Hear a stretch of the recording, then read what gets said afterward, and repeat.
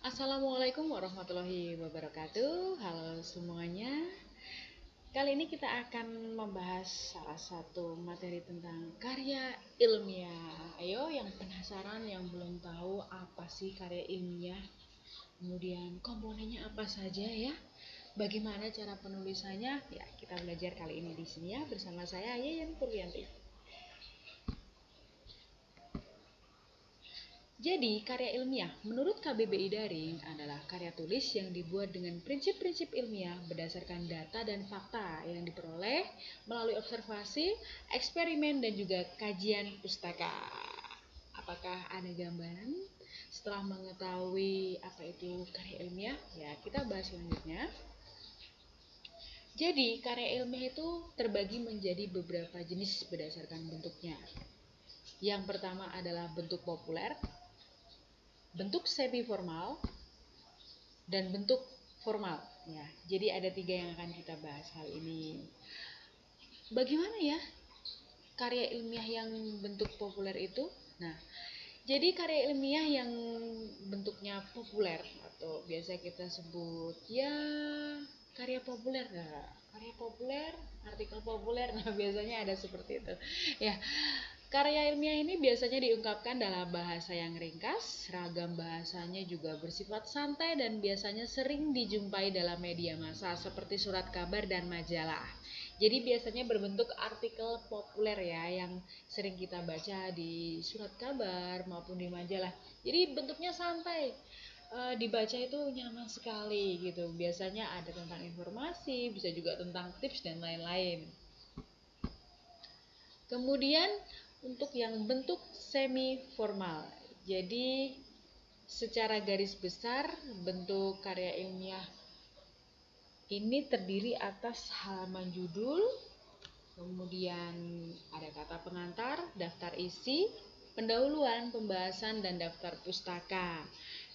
Biasanya disajikan dalam bentuk laporan dan juga makalah. Nah, laporannya laporan singkat seperti itu, dan juga biasanya kalau makalah ya, mungkin yang tugas untuk yang pernah atau yang sekarang menjadi mahasiswa biasanya sering dosanya memberikan, ayo buat makalah tentang tema ini, ayo buat makalah tentang ini gitu. Bahkan sekarang untuk tingkat SMA pun guru-guru sudah mulai meminta para siswa untuk membuat makalah. Nah, kalau bingung makalah itu bentuknya seperti apa ya gitu, terus bedanya sama artikel apa ya, sama laporan apa ya, ya jadi kurang lebih seperti ini ya komponen-komponennya, ada dari halaman judul sampai dengan daftar pustaka. Nah, video kemarin kita sudah belajar ya tentang daftar pustaka, jadi sudah tidak ada pertanyaan lagi. Kalau lupa bisa buka video yang sebelumnya. Kemudian untuk karya ilmiah yang bentuk formal, ayo, apa ya? Nah, jadi karya ilmiah bentuk formal ini disusun untuk memenuhi kelengkapan akademis secara lengkap. Wah, ada kelengkapan akademis secara lengkap. Jadi biasanya menjadi salah satu syarat ya untuk yang mengerjakan skripsi maupun tesis ataupun disertasi. Nah, biasanya kita akan diminta untuk membuat ini sebuah karya ilmiah ya untuk kelengkapan akademis, atau biasanya tugas akhir tuh, kalau ya semacam tugas akhir seperti itu. Misalnya tadi sudah saya sebut ada skripsi, tesis, dan disertasi. Nah, unsur-unsurnya itu lebih kompleks daripada yang bentuk semi formal tadi, meliputi judul, kemudian biasanya nanti ada tim pembimbingnya, kata pengantar, abstrak, daftar isi, pendahuluan, ada kerangka teoretis. Nah, itu teoretis ya seharusnya, berarti saya salah. Metode penelitian, hasil penelitian, simpulan, ada rekomendasi, daftar pustaka, lampiran-lampiran, dan ada daftar riwayat hidup. Biasa daftar riwayat hidup itu masuk ke dalam lampirannya. Nah, ini gambaran apa ya? Gambaran secara umum saja, tapi biasanya nanti masih ada identifikasi masalah, ada penelitian relevan, dan lain-lain. Yang mungkin yang sedang menempuh pendidikan di perguruan tinggi yang sudah di tugas akhir atau sudah masuk ke proposal, kemudian mengerjakan skripsi, tesis, ataupun disertasi, biasanya kan sudah ada panduannya masing-masing dari setiap universitas. Jadi kadang kita sebutnya ada yang kerangka teoritis, ada yang menyebutnya landasan teori, ada yang kajian pustaka, dan lain-lain seperti itu. Cuma ini gambaran umumnya seperti ini. Kita coba lanjut lagi. Judul. Nah, ini banyak yang menjadi pertanyaan setiap orang. Loh, Judulnya apa ya? Apakah judulnya boleh satu kata, apakah boleh dua kata, ataukah lebih begitu. Jadi judul dalam karya ilmiah itu dirumuskan dalam satu frasa yang jelas dan lengkap, ya. Jadi tidak berbentuk kata gitu ya. Kalau hanya kata mungkin bisa kita pakainya ya bisa sih ya, misalnya digunakan di dalam artikel, tapi alangkah lebih baiknya kalau berbentuk frasa. Judul juga mencerminkan hubungan antar variabel. Nah, antar variabel apa? Jadi ada kaitannya antara misalnya variabel A dengan variabel yang B. Nah, jadi judul juga mencerminkan dan konsistensi dengan ruang lingkup penelitian, tujuan penelitian, subjek penelitian, dan metode penelitian.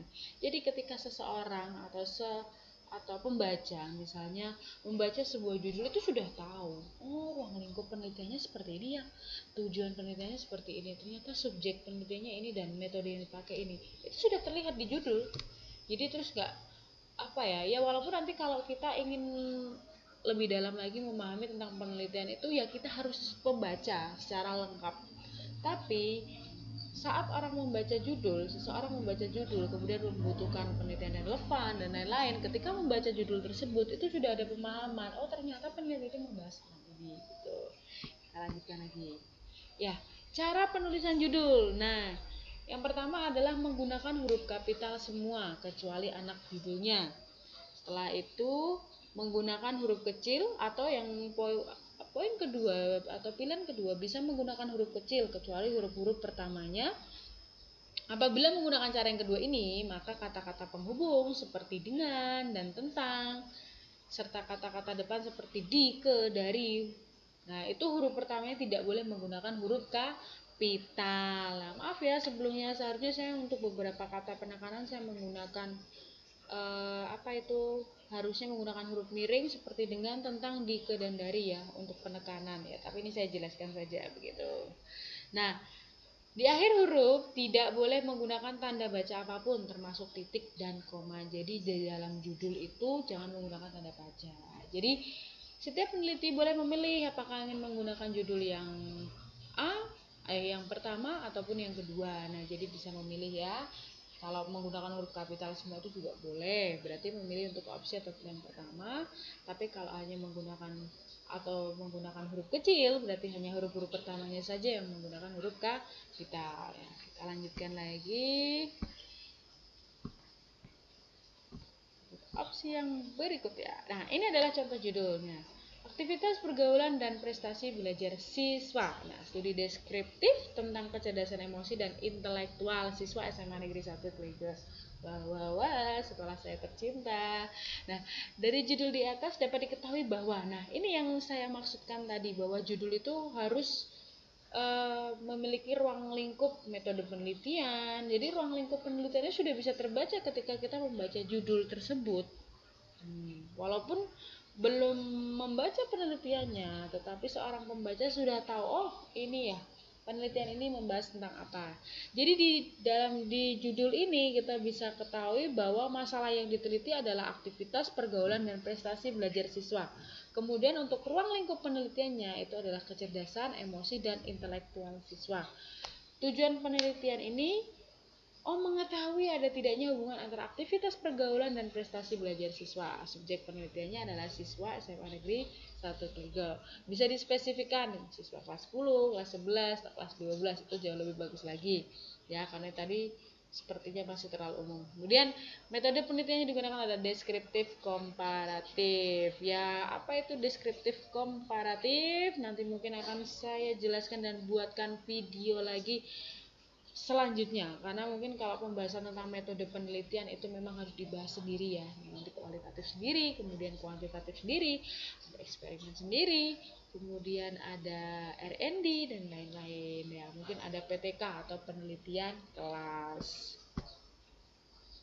Wow, kita lanjut lagi untuk pendahuluan. Nah, 1, 2, 3, 4. Wah, berarti pendahuluannya ada poinnya, ada 4 ya. Saya hanya menyampaikan secara umum saja bahwa biasanya yang ada di dalam pendahuluan itu berupa latar belakang masalah, kemudian perumusan masalah, ada tujuan, ada manfaat. Biasanya ada yang menambahkan penelitian relevan, pembatasan masalah, ataupun identifikasi masalah ya.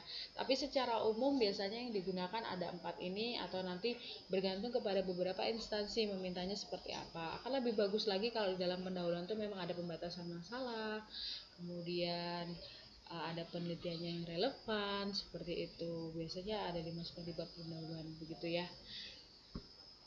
Bagaimana cara membuat latar belakang atau apa sih latar belakang masalah ya? Nah, jadi latar belakang masalah itu menjelaskan alasan timbulnya masalah yang diteliti loh ya. Dan pentingnya untuk dibahas itu apa?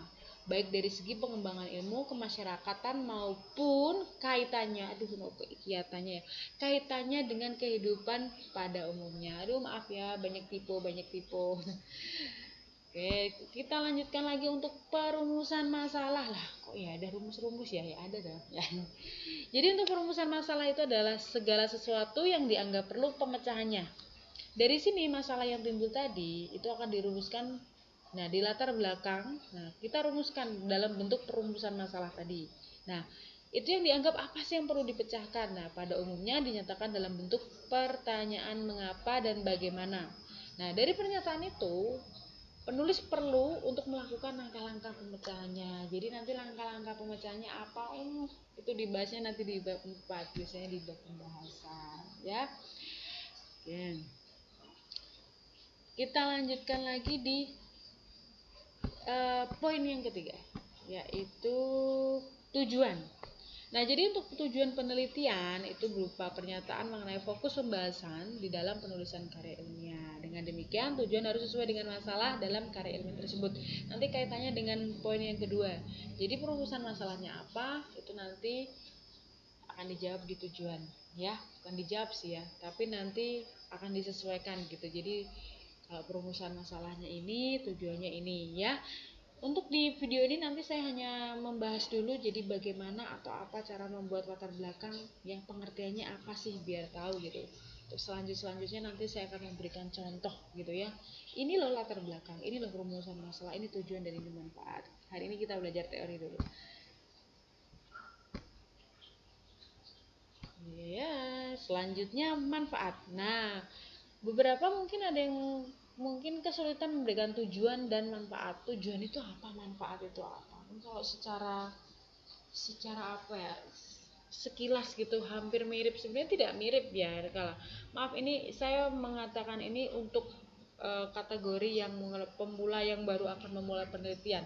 Kalau orang yang sudah sering penelitian saya rasa tahu sekali apa tujuan apa manfaat.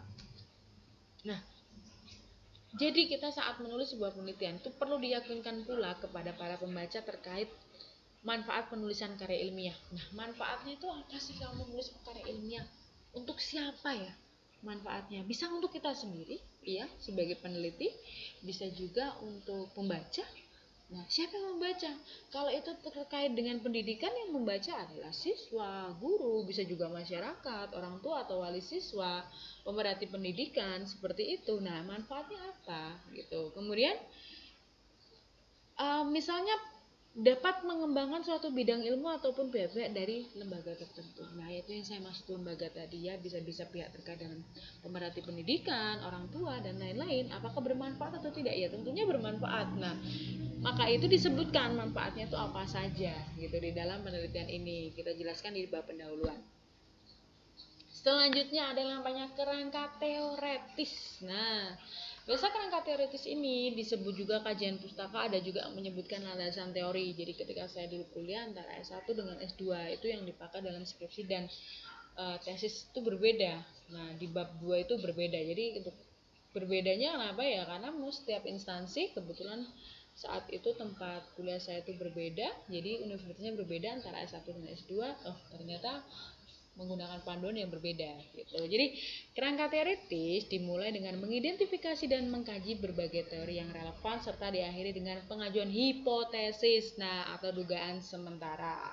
Di samping itu juga perlu mengkaji penelitian-penelitian yang telah dilakukan oleh peneliti terdahulu. Nah, langkah-langkah ini perlu dilakukan untuk menambah wawasan dan pengetahuan serta menghindari duplikasi yang sia-sia. Jadi di kerangka teoritis ini ya secara umum atau untuk orang awam saja, di kerangka teoritis ini kita harus punya banyak referensi buku. Jadi kita membaca buku-buku yang terkait dengan penelitian kita, bisa dari buku, bisa dari internet, kemudian bisa juga dari artikel jurnal yang lebih valid ya, dengan data-data atau buku-buku yang kira-kira 5 tahun terakhir inilah gitu. Kalau ini tahun 2021 ya, bukunya itu maksimal buku atau artikelnya itu terbitan tahun 2016.